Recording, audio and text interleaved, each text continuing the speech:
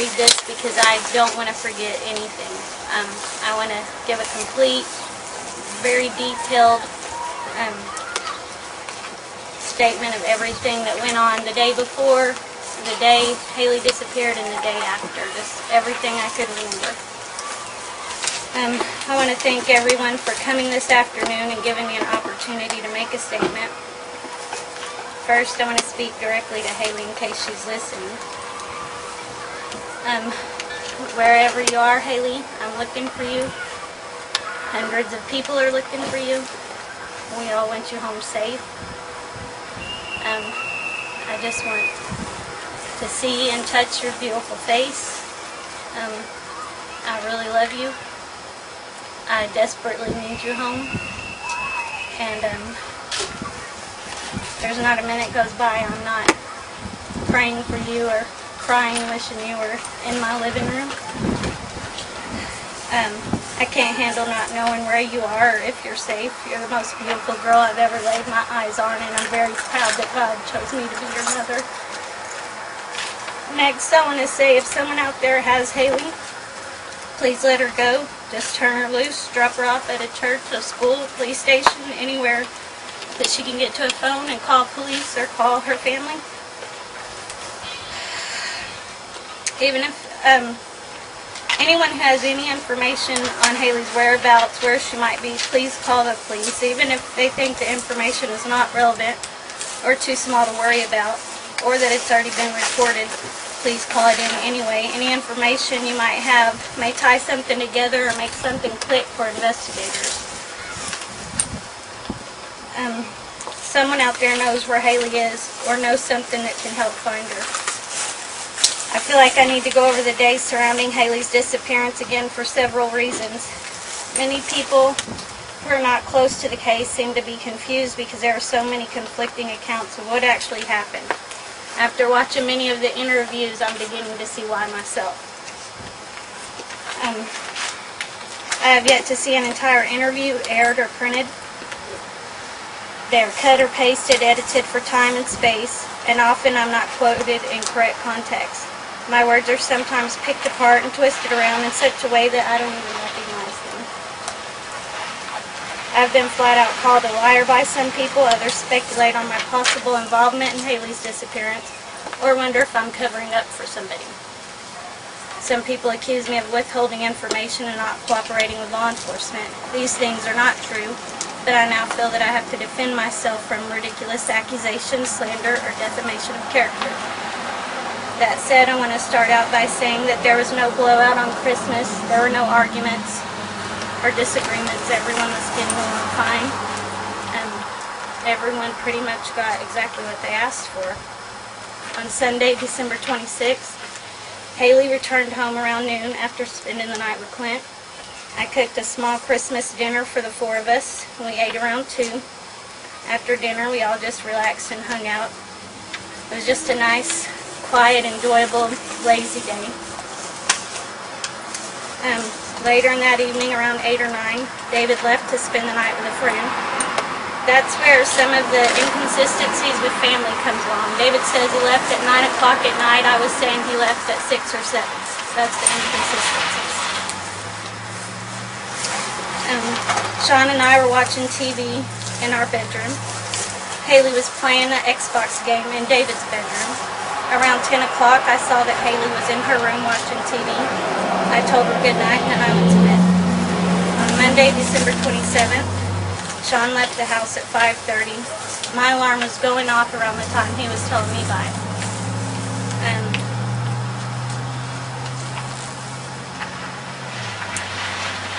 I got up and got ready for work. I usually leave the house by 6:20. When my ride didn't show up, I called her to see what was keeping her. I peeked in at Hailey because I'm used to seeing her sleep on the couch. She wasn't there. I remembered, oh yeah, she's in her room. I peeked in and it was dark, but her TV was on, and it definitely pacified me. I didn't touch her, but I seen my daughter and felt good. Came in the living room to wait on my ride.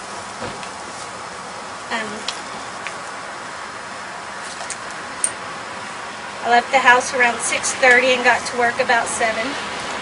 Sean called me while I was at work that afternoon. I asked him about the kids. He told me that David wasn't home yet.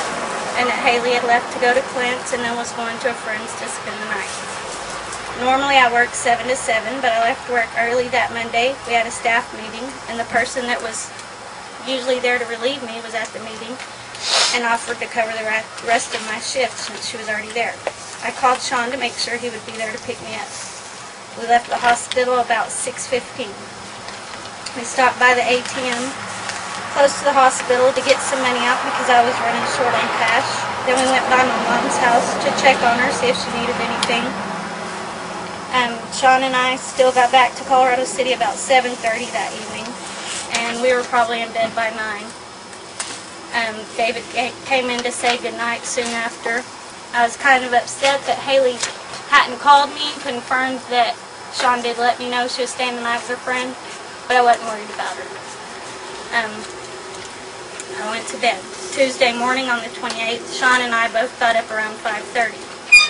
We left the house together around 6:20 to go to work. It's not unusual for Sean to take me to work. He always has to be there by 7. Sometimes he had to go in earlier, but he was always told the night before, and I would arrange to get another ride on those days. He dropped me off at the hospital at 7. Around noon, I called David on my cell phone that I had left at home. He told me Hailey wasn't home yet, so I asked him to text her friend, see if Hailey was there, and told her to go ahead and come home. He called me back within a few minutes to say that Hailey hadn't been there and hadn't stayed the night there. I then told him to walk over to Clint's to check with him. Clint's phone was broke, so he walked over there and called me back. Told me that Naomi said Hailey had been over there for a minute on Monday, but didn't stay the night. I told David to give the phone to Clint. After telling Clint how worried I was, I told him I was going to get a ride home and report Hailey missing to police. I asked him to call the PD and let him know that I was coming. He agreed to make the call, but for some reason he never did. My sister-in-law gave me a ride home from Snyder to Colorado City. I stopped at the house first to make sure Hailey hadn't come back home. Grabbed my cell phone, started texting Hailey's friends, while my sister-in-law took me around to a couple of their houses before going to the police station. I got home from the police station around 3. Sean called me on my cell and talked to David, who told him what all was going on. So Sean left and got to the house around 4 o'clock with me and David. Officer Alexander arrived shortly after to take a more detailed report from me. I've just told you everything I know firsthand. The rest I learned later, either from David or Sean. I'm going to touch briefly on that. Monday morning, Sean quit his job. He didn't tell me about this until Wednesday the 29th. I knew that Sean had been thinking about quitting, but he knew I'd be mad if he did. He told me that he went into work Monday, turning in his coveralls to clean out his locker. Then he went to his grandmother's house in Dunn, but they didn't answer the door. So he came down to I-20, didn't come into Sioux City, just to I-20 and went to Big Spring. He got to Big Spring before 8 o'clock, and he knows that because his mother hadn't left for work yet. He stayed there until just after 2. When he left to come to Colorado City, Sean said that around 2 he left to come to Colorado City. Sean said that he didn't get home until around or a little after 3. Hailey left just about 15 minutes after he got here. David told me that he and a friend came home Monday sometime between 4 and 5. The door was locked. He knocked for several minutes before reaching in through. The glass had been broken out. Hailey broke it with a basketball. He reached in through there and unlocked the door. When David and his friend walked in the house, Sean was coming from my bedroom, where he had been watching TV. They all said hi, what's up to each other, and then David and Sean returned to my bedroom, and David and his friend went to David's room. Sean remained home until he left to go pick me up from work. One other thing I want to mention is that it's been reported that we hosted a New Year's Eve party at our house. This is an absurdity beyond belief. Members of my family were at my house to be with me in this time of distress and to worry about Hailey. While I sincerely appreciate the time and effort of law enforcement agents are putting in to investigate Hailey's disappearance, I do not understand why they seem to have disregarded all of the witnesses who have come forward to say they saw Hailey.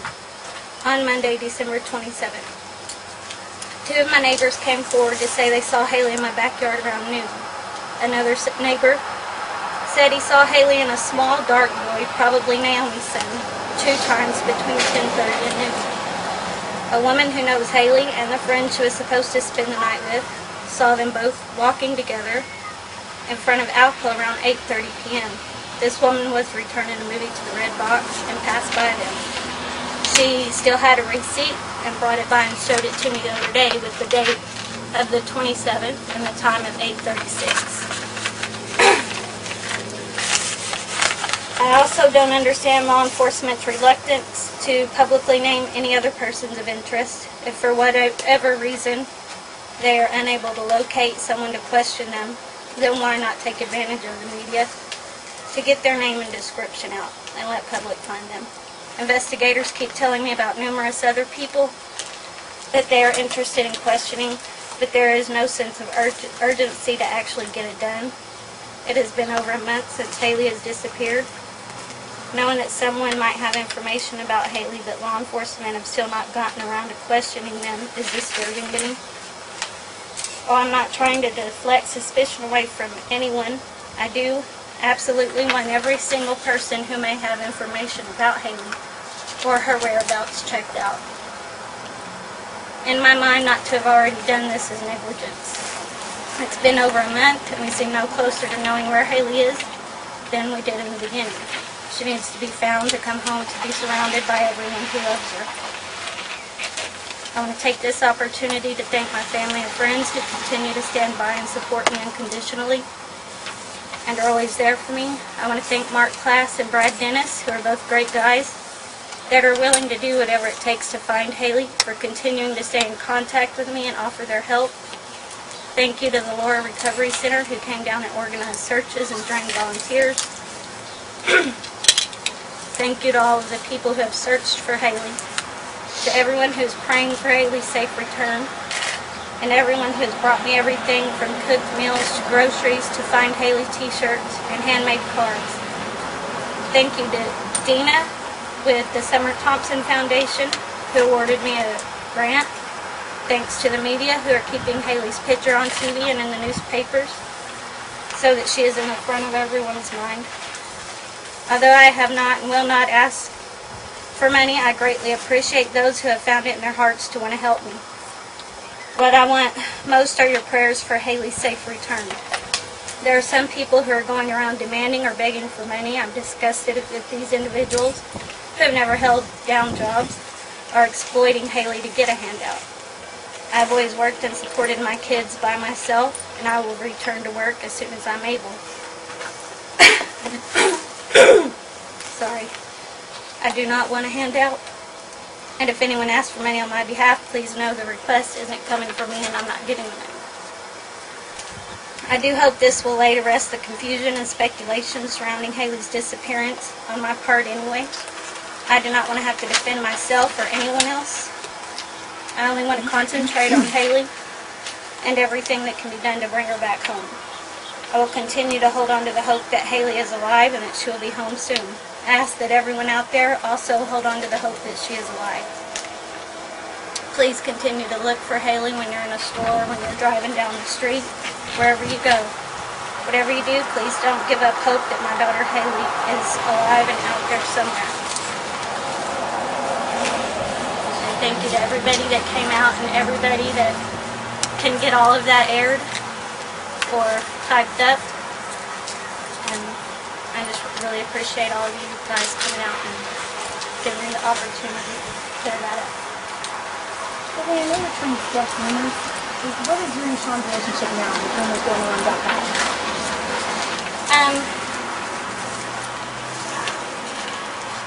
We're friendly. We talk on the phone. But I'm not going to take any questions just because I don't want my statement cut into. I'll do interviews again tomorrow and every day, all day. Okay. Thank you. Thank you. Thank you.